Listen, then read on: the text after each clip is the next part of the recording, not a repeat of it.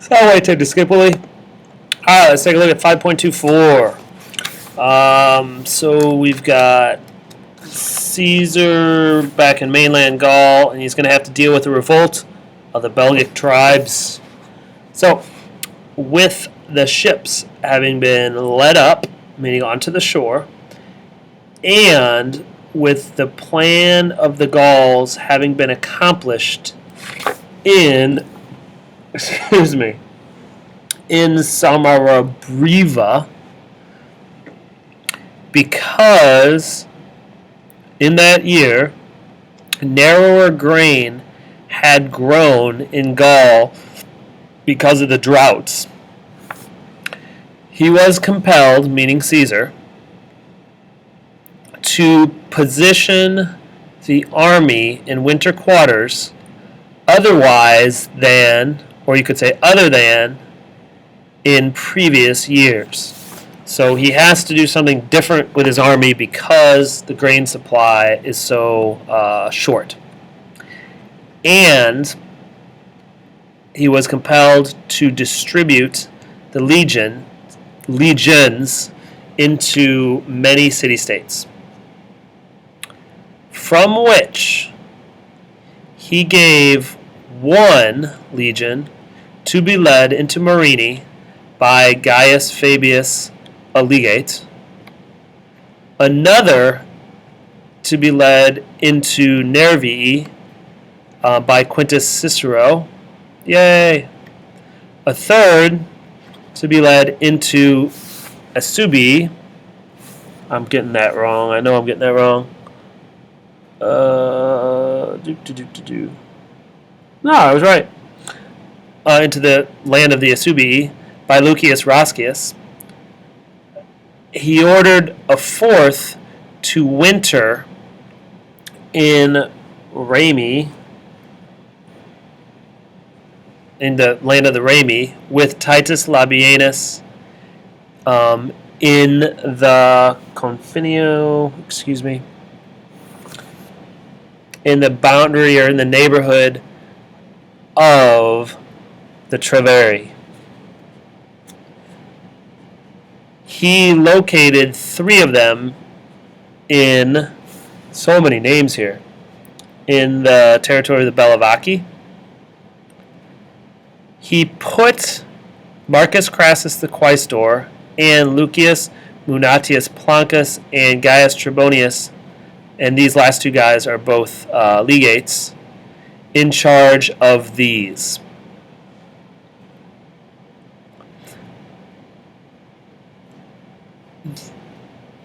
He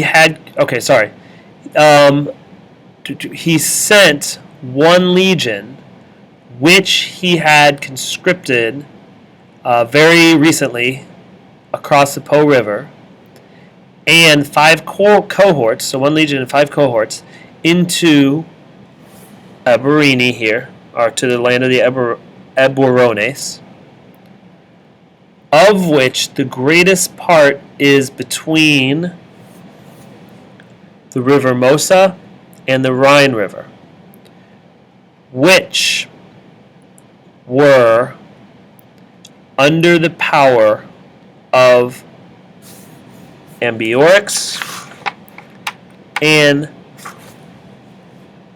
Catuocus. This is so awful. So he sent one legion and 5 cohorts to that region, which is under the power of these dudes.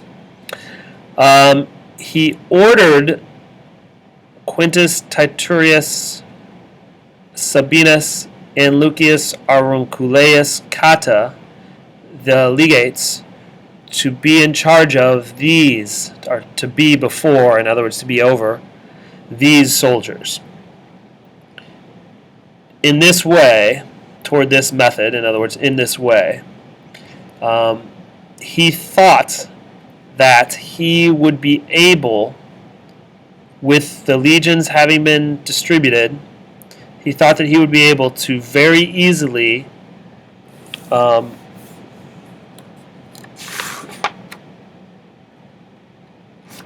cure or remedy, so bring a remedy to the shortage of grain, to the grain shortage.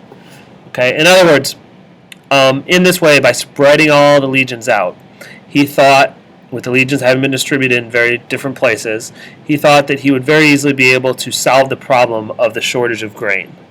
Okay, since the army is not all in one place, there's not so much pressure on the local grain supply. And although this is tricky, although of all of these legions, the winter quarters, except for that one, which he had given to Lucius Roscius to be led into the most peaceful and quiet part. All of those winter regions were contained within 100 miles. Okay? So, long story short, of all of these legions, the winter quarters of all of them were contained within 100 miles, except for that one, which he had given to Lucius Roscius to be led into the most peaceful and most quiet part. So, the one legion that's separated by more than 100 miles from the others is in an extremely peaceful place. Nothing to worry about there. He himself, meanwhile, because, might be another translation that's better for quoad, maybe not. So he himself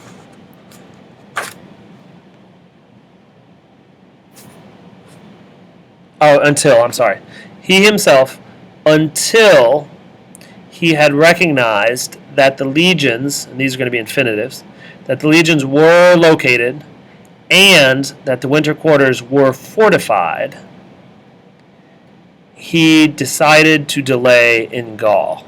So Caesar does not want to leave Gaul until he knows that his legions are in the right place and that the winter camps, are well fortified.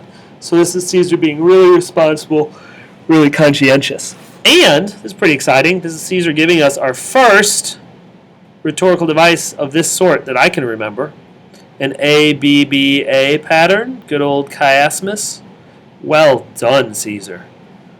Alright, we move on to 5.25, which is really short. There was, among the Carnutes, or in the Carnutes, among them, this guy Tasgetius, having been born in the highest place, meaning he's noble, he's well born, okay, of high rank, whose ancestors, literally whose greater people, his ancestors, had obtained power in his tribe, in his city-state. To this guy, Caesar, in exchange for that guy's courage, meaning the courage of that guy, and the kindness towards him, because he had been a use, or he had used the individual work of that guy in all wars, the unique work of that guy in all wars, because he'd used that, Caesar reestablished the place of his ancestors to this guy. Okay? So in other words, this guy showed courage. He showed kindness towards Caesar. This guy was helpful to Caesar in all of his wars. And as a result, Caesar restores to this guy the power that his ancestors had in his city-state. Now, for this third year, now the hostile men, the enemies, killed this guy ruling now for his third year. Openly or publicly, in front of many people, openly, with many people being the authors from the city-state. In other words, with many people openly from the city-state being the authors. So, the people who do it, who kill this guy, are many in number, and they do it wide open. They don't even really disguise that that's what they're doing. This matter is carried or is reported to Caesar. That guy, meaning Caesar, having feared, because this was relevant to the many, having feared that the city-state might fail because of the, looking for a good translation of impulsu, the attack, I think, or because of the instigation of those guys. What did Caesar do? He orders Lucius Plancus with a legion from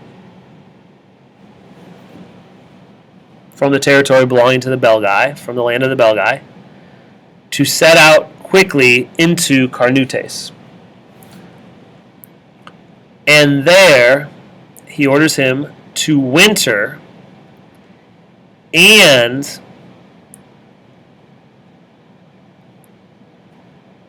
by the work of which guys he had recognized that Tesgutius was killed, he orders to send these guys, having been apprehended, to him. In other words, Caesar orders that these guys, he orders Lucius Plancus to send these people who are apprehended, of whose work he had recognized that Tesgetius was killed. So he says, whichever guys killed Tesgetius, apprehend them and send them to me. It's very difficult to construct this without creating a bunch of little clauses. Meanwhile, he handed over Meanwhile, he was made more certain. In other words, he was informed by all the legates and quaestors to whom he had handed over the legions. He was informed that there was an arrival into winter quarters and that the place had been fortified for winter quarters. In other words, he was waiting in Gaul to hear that all of his legions had got to their winter quarters and that the place had been fortified. And at this point, he is informed of that. Okay, so that's the end of 5.25. We have just a few lines of 5.26. And then we're done. So, in around 15 days, during which it was come into winter quarters, so in which time period they were arriving at their winter quarters, the beginning of a sudden revolt or insurrection and of desertion arose from Ambiorix and Catuvolcus, who, when they had been present to meet, or when they had met, basically, at the borders of their own kingdom, when they had met Sabinus and Cotta, and when they had carried grain into winter quarters, had urged on their own guys, having been incited or instigated or urged on by Undutiomarus of the Treveri. Well, I lied. By the messengers, having been urged on by the messengers of Undutiomarus of the Treveri, they urged on their own guys, and suddenly, with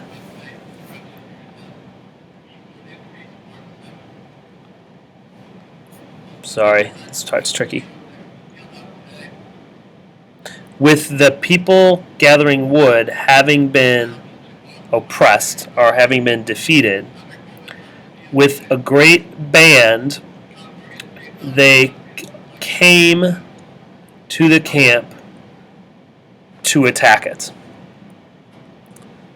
Okay? Or to besiege it, might be the better way to say it. Okay? That was pretty rough. So there you go through 5.26, line 7. That's all for today.